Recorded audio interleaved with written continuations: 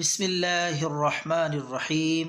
मोहतरम नाजरीन, अस्सलामु अलैकुम वरहमतुल्लाहि वबरकातुहू। नाजरीन, आपका खादिम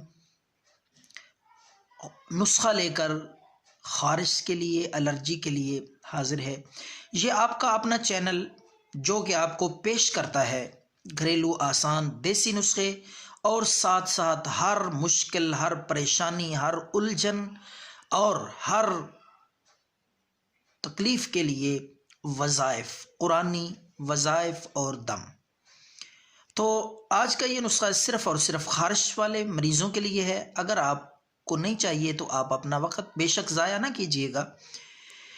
हाँ, अगर आपको ख़ारिश के लिए नुस्खा दरकार है तो ये नुस्खा इंतहाई दर्जे मुअस्सर है और ये है सिरप, शरबत। ख़ारिशी शरबत बनाने का इंतहाई आसान तरीका हम इस वीडियो में बताने जा रहे हैं अपने नाजरीन को, जो ये शरबत बनाना चाहते हैं अपने लिए या बना के बेचना चाहते हैं, उनके लिए बहुत कीमती मौका है। तो ये नुस्खा लिख लें आपने। ये चंद चीज़ें हैं जो पिंसार स्टोर से लानी है।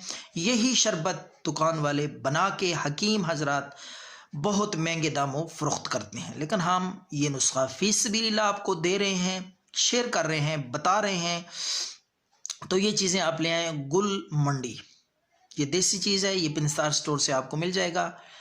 5 ग्राम उनाब, उनाब ईरानी लेने हैं आपने, साफ़ सुथरे ताज़ा फ्रेश, कीड़े ना हो उसमें, देख के ज़रा अच्छी तरह छांट के लीजिएगा।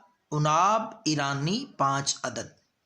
उसके साथ सौंफ, देसी सौंफ ताज़ा, मोटी ताज़ी, बग़ैर कचरे के, वो आपने लेनी है 1 चम्मच। 1 चम्मच वो सौंफ लेके आप उसको अच्छी तरह साफ़ कर लें, छिलका वगैरह उतार लें। 1 गिलास पानी में भिगोकर रख दें।